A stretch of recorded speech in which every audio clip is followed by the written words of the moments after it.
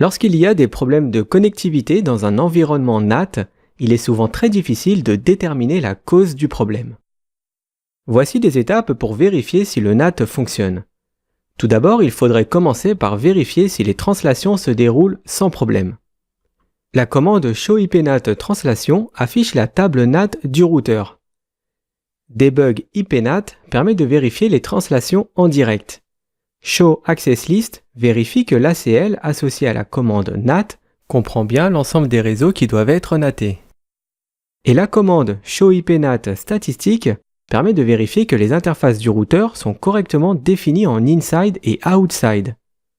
Elle affiche aussi des informations sur le nombre total de translations actives, des paramètres de configuration NAT, du nombre d'adresses dans le pool et de combien il y en a d'attribués. Si certains périphériques ont une connectivité Internet et d'autres non, il s'agirait peut-être du pool de NAT qui ne comprend pas toutes les adresses. Ensuite, si des translations se produisent et qu'il n'y a toujours aucune connectivité, il faudrait vérifier les itinéraires de retour avec la commande showIPRoute. La commande clearIPNAT translation avec une étoile permet d'effacer toutes les entrées des NAT translatées dynamiquement. Par défaut, elle s'efface après 24 heures. Les commandes de type show sont très utiles sur de petits réseaux, mais dans des environnements plus complexes, il est nécessaire d'utiliser des commandes debug sur le routeur pour afficher le comportement des translations directement. Par contre, ce type de commande est à utiliser avec prudence car elle consomme pas mal de ressources CPU de l'équipement. Il faut donc faire très attention, surtout sur des machines en prod. Après avoir dépanné, il faut toujours veiller à désactiver toutes les commandes debug en faisant un no debug all. La commande debug IPNAT affiche des informations sur chaque paquet que le routeur traduit, ce qui est super pour vérifier le bon fonctionnement du NAT. Dans cette sortie, l'astérisque à côté du mot NAT indique que la traduction s'est produite par le cache. Le premier paquet d'une translation est toujours switché par le process, ce qui est plus lent. Et après que l'équipement ait mis le chemin en cache, les paquets traverseront le routeur beaucoup plus rapidement, car ils feront appel au cache pour trouver leur chemin. Le S correspond à l'adresse IP source, suivi de l'adresse traduite. Le D correspond à l'adresse IP de destination, et le chiffre 21 entre parenthèses est le numéro d'identification IP. Cette information peut être utile pour le débogage car elle permet une corrélation avec d'autres paquets IP, notamment quand on utilise un outil qui analyse les trames comme le logiciel Wireshark. Pendant une recherche de panne, il faut bien s'assurer aussi que l'ACL correspond bien à tous les réseaux qui doivent être NATés. De ne pas oublier aussi que les ACL utilisent des masques inversés et non des masques de sous-réseau. Par exemple, à l'examen, il y a une question sous forme d'ETP où il faut découvrir la panne sur le NAT. Et la réponse est qu'ils ont paramétré un masque de sous-réseau au lieu d'un masque inversé.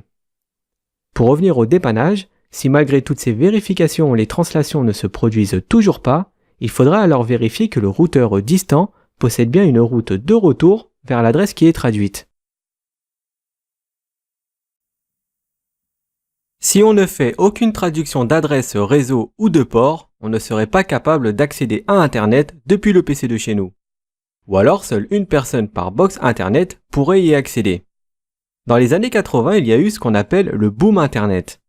Avec seulement 4,3 milliards d'adresses IPv4, il a fallu trouver une solution pour pallier à cette pénurie. C'est comme ça que sont nés le NAT et le PAT, en attendant la migration vers l'IPv6. Le NAT est un protocole qui permet de changer l'adresse IP source d'un paquet par une autre adresse IP. Alors même si actuellement l'IPv6 est en cours de déploiement, l'adressage IPv4 reste toujours la plus utilisée dans le monde.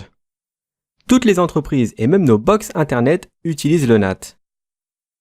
Rappelez-vous de nos classes IP publiques. Elles sont gérées par l'IANA et vont de 0 à 127 pour la classe A, de 128 à 191 pour la classe B et de 192 à 223 pour la classe C.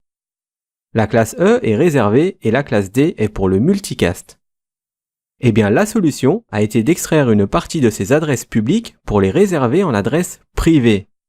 Le NAT permet à plusieurs équipements qui sont dans un même réseau privé d'utiliser une seule et même adresse IP publique. Voyons un exemple pour comprendre rapidement son fonctionnement. À gauche, nous avons un PC qui porte l'IP 192.168.0.1. Ce PC est raccordé à une box Internet et il va tenter de joindre le DNS de Google en faisant une requête ICMP, c'est-à-dire un ping.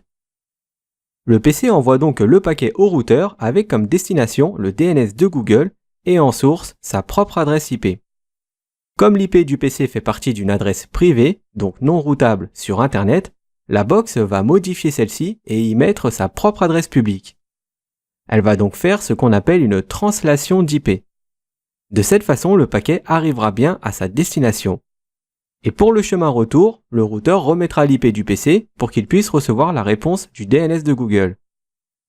L'adresse IP du PC ne sera jamais vue du monde extérieur. Il existe 3 types de NAT. Le NAT statique, le NAT dynamique et le NAT overlay, qu'on surnomme PAT. Nous allons maintenant voir la configuration de ces 3 types de NAT. Tout d'abord, la première chose à faire lorsque l'on configure du NAT, quel qu'en soit le type, c'est d'indiquer au routeur où se situe le réseau privé et où se situe le réseau public. Dans notre exemple, on va taguer l'interface 00 comme étant à l'intérieur de notre réseau, c'est-à-dire privé avec la commande ipnat inside. Et l'interface 01 comme étant le réseau à l'extérieur, c'est-à-dire public avec la commande ipnat outside. Le NAT statique permet de traduire une adresse IP privée en une adresse IP publique. En statique, c'est du 1 pour 1. Voici un exemple de configuration. Ici, chaque adresse IP privée a sa propre adresse publique qui lui est réservée pour sortir vers le WAN ou bien pour surfer sur Internet. On utilise la commande ipnat inside source statique suivie de l'IP privé et de l'IP public. Dans du NAT dynamique, il faut d'abord lui créer une access list des PC ou du réseau autorisé à être translaté. Ensuite, on va déclarer la plage d'adresse IP publique qui pourra être utilisée aléatoirement avec la commande ipnat pool. Et pour finir, il ne reste plus qu'à associer notre access list qui contient les IP privés avec le pool d'adresses publiques. Chaque PC qui souhaite sortir vers Internet emprunteront une adresse IP publique du pool qui aura été configuré. Passons maintenant au PAT. Le PAT permet de faire correspondre plusieurs adresses IP privées à une seule adresse IP publique. Pour ça, le routeur va utiliser des numéros de port. Dans sa configuration, il faut assigner le réseau privé à une access list et lui dire de translater ce réseau avec l'IP de son interface côté WAN sans oublier le mot overload à la fin de la commande. Toutes les box Internet fonctionnent en PAT. Les PC, tablettes et smartphones que l'on a dans notre réseau domestique utilisent donc la même adresse IP publique de la box.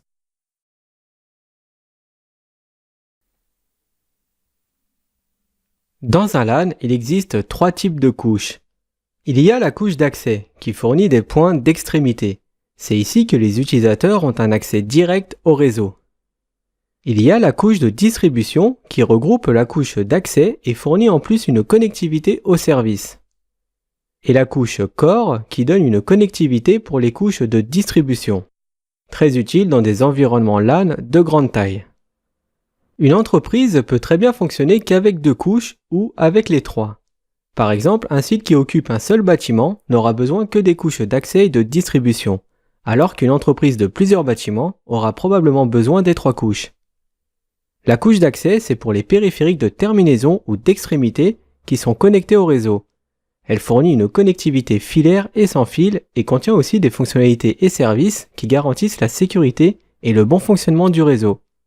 La couche d'accès donne une connectivité avec une très grande bande passante afin de pouvoir prendre en charge un pic de trafic quand les utilisateurs effectuent plusieurs tâches sur le réseau. Ça peut être par exemple un envoi de mail avec de grosses pièces jointes ou bien l'ouverture d'un fichier sur un serveur distant. Lors de la conception de la couche d'accès, il faut s'assurer que le réseau soit disponible pour tous les utilisateurs qui en ont besoin. C'est le point de connexion entre le réseau et les clients. Elle doit aider à protéger le réseau des erreurs humaines ou bien d'attaques malveillantes. C'est-à-dire qu'il faut veiller à ce que les utilisateurs aient accès qu'aux services autorisés et les empêche par exemple de se faire passer pour un autre équipement sur le réseau. La couche d'accès fournit un ensemble de services réseau qui prennent en charge différentes technologies, comme la voix sur IP ou la vidéo. Elle doit leur fournir un accès dédié pour que le trafic ne soit pas perturbé par d'autres périphériques. C'est aussi la couche d'accès qui s'assure de l'efficacité et de la bonne livraison du trafic. La couche de distribution prend en charge de nombreux services très importants. Dans un réseau où la connectivité parcourt le LAN de bout en bout, par exemple entre différents périphériques de la couche d'accès, la couche de distribution permet de faciliter cette connectivité. C'est la couche qui fournit une connectivité réglementée. C'est dans cette couche que travaille le routage IP, aussi bien en statique qu'en dynamique. La couche de distribution permet de fournir une évolutivité. Dans un réseau avec plus de 2 ou 3 périphériques de couches d'accès, il n'est pas très pratique de les interconnecter ensemble.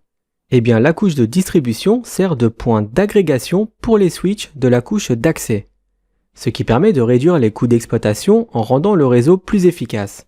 Elle augmente aussi la disponibilité du réseau en enfermant les risques de panne dans des zones plus petites. Passons maintenant à la couche la plus haute. Dans un grand LAN, il faut souvent avoir plusieurs switches qui font partie de la couche distribution, car ils sont souvent situés dans différents endroits, voire même complètement dispersés géographiquement. Pour économiser des longueurs de fibre optique qui coûtent assez cher, il est plus judicieux de mettre un équipement de la couche de distribution dans chaque bâtiment. Et si les réseaux dépassent 3 équipements de couche de distribution dans une seule zone, alors il est plutôt conseillé d'utiliser la couche Core pour centraliser et optimiser la conception. La couche centrale, qui se nomme aussi la couche Core, est la partie essentielle d'un réseau évolutif. Et de plus, c'est la conception la plus simple. La couche de distribution segmente le réseau et la couche centrale permet une connectivité 24 heures sur 24. Cette connectivité est essentielle pour n'importe quelle entreprise.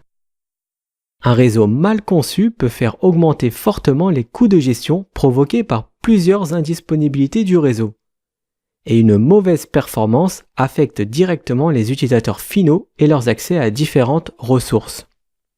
On va voir plusieurs types de problèmes qu'on peut retrouver sur des réseaux mal conçus. Il peut y avoir des problèmes de broadcast, même s'ils existent dans tous les réseaux. D'ailleurs, de nombreuses applications utilisent les broadcasts pour fonctionner correctement. On ne peut donc pas les éliminer complètement. Par contre, on peut définir certaines limites pour les confiner dans une zone plus petite.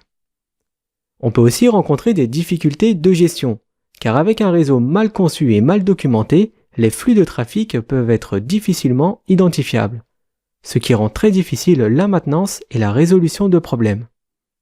Sur un réseau mal conçu, on rencontre beaucoup de faiblesses sur la sécurité.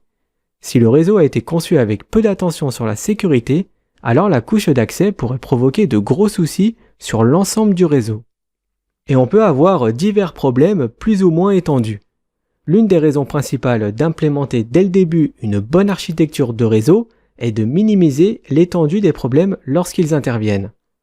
C'est pourquoi il est important de définir clairement des limites entre la couche 2 et 3, c'est-à-dire entre un switch et un routeur, car sinon n'importe quel problème réseau se propagera beaucoup plus loin que prévu.